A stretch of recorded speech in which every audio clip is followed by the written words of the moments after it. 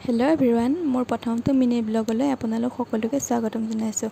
আৰু আজি ভাবিছোঁ আম খাম। ঘৰৰ ওচৰৰে দাদা এজনক আম পাৰিব দিছোঁ। বেছি নহয় বাৰু, 2টা পাৰিম। এতিয়া দাদাজনে আম 2টা পাৰি দিব বাৰু। এতিয়া দেখিছেনে, 2টা আম পাৰিলোঁ। আৰু পিনে দেহাই লৈ আহি আছে। মানে ইমানেই ৰ'দ দিছে, ৰ'দত মানে তাই চকুৱে মেলিব পৰা নাই। আৰু পিনে মই এতিয়া আমৰ বাকলিটো গুচালোঁ, গুচাই পেলাই ৰুকি পেলাই ঘৰৰে ভোট জলকীয়া গছ, তাৰপৰা এটা মানে আমৰ লগত খাবলৈ এটা ছিঙি নিওঁ। মানে এটা ছিঙোতে 2টাই গুচি আহিল চাওকচোন। তাৰপাছতে এতিয়া আম খান্দিছোঁ।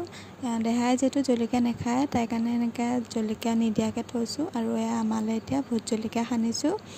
খোৱা মানুহ বেছি নাই বাৰু, 3টাহে। দেহা সৈতে 4টা আৰু এপিনে খাই আছোঁ। এপিনে এইটো ভাইটি, আৰু এপিনে বৌ, আৰু এইটো বাবু, আৰু এপিনে দেহাই ধুনীয়াকৈ চকীৰ ওপৰত বহি খাই আছে।